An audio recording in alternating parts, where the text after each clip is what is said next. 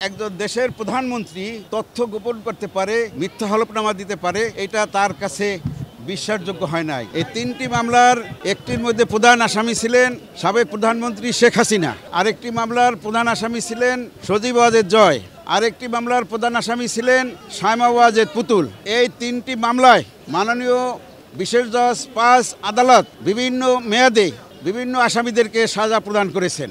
আমি এই তিনটি মামলার যারা কমন আসামি আছে একত্রে সবার আসামি সাজার বিষয়গুলো আপনাদেরকে জানাচ্ছি।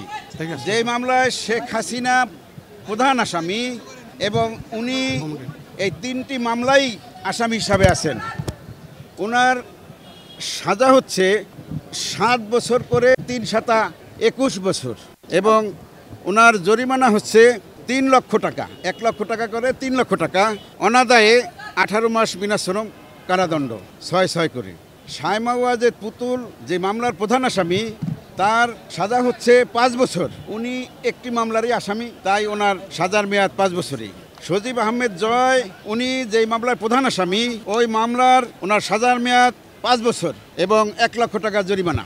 এইভাবে সকল এখানে ২১ জন আসামি, তিনটি মামলায় ২১ জন আসামির বিভিন্ন মেয়াদে সাজা হয়েছে।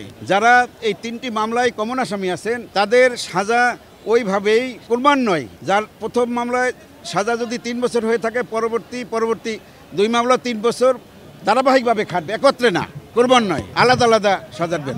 আদালত তার রায়ের মধ্যে সংক্ষিপ্ত একটি পর্যবেক্ষণ প্রদান করেছেন। সেই পর্যবেক্ষণে উনি উল্লেখ করেছেন যে একজন দেশের প্রধানমন্ত্রী যে তথ্য গোপন করতে পারে, মিথ্যা হলফনামা দিতে পারে, এটা তার কাছে বিশ্বাসযোগ্য হয় নাই। সে অবাক হয়ে গেছে যে একটা দেশের প্রধানমন্ত্রী কিভাবে, ৪ বারের প্রধানমন্ত্রী, উনি কিভাবে মিথ্যা হলফনামা এবং তথ্য গোপন করে জনগণের সম্পদ উনি মিথ্যাভাবে নিয়েছেন। রাজুক এবং গণপূর্ত মন্ত্রণালয়ের বিষয়েও কিছু অবজারভেশন দিয়েছে তাদের আইন পরিবর্তনের জন্য এবং তাদের যে এক্সিস্টিং কিছু আইন আছে ওটা পরিবর্তন এবং আরও কিছু নতুন আইন অ্যাডপ্ট করার জন্য কিছু পর্যবেক্ষণ দিয়েছে।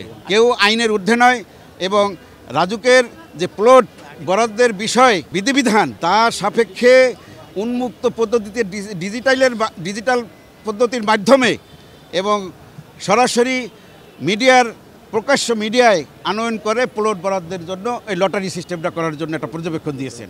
আমরা এই সাজার বিষয়ে আমরা কমিশনের সাথে আলোচনা করে আমরা পরবর্তী সিদ্ধান্ত জানাবো। আমরা অবশ্যই মনে করি, কারণ এই রায় কেউ ঊর্ধ্বে নয়, আইনের ঊর্ধ্বে নয়। ভবিষ্যতে যারা রাষ্ট্রনায়ক থাকবেন, বড় ঊর্ধ্বতন কর্মকর্তা থাকবেন, তারা যেন এই রায়টা দৃষ্টান্ত হিসাবে থাকবে। সেই প্লটে সেটাই তো দুর্নীতির মাধ্যমে সে গ্রহণ করেছে এবং তথ্য গোপন করে আদালত সেই বিষয়টাই বলেছে। আমরা তো বলেছি এই রায় আমাদের প্রত্যাশিত অনুসারে হয় নাই। আমরা পরবর্তীতে আমাদের কমিশনের, দুর্নীতি দমন কমিশনের সাথে আলাপ করে আমরা পরবর্তী সিদ্ধান্ত জানাবো। শেখ হাসিনার সুদা সদনে উনি স্বামীর নিকট থেকে ওয়ারিশ সূত্রে প্রাপ্ত হয়েছিলেন এবং ওনার পিতার নিকট থেকেও ধানমন্ডিতে অবস্থিত আরেকটা প্লটের থেকেও উনি প্রাপ্ত হয়েছেন।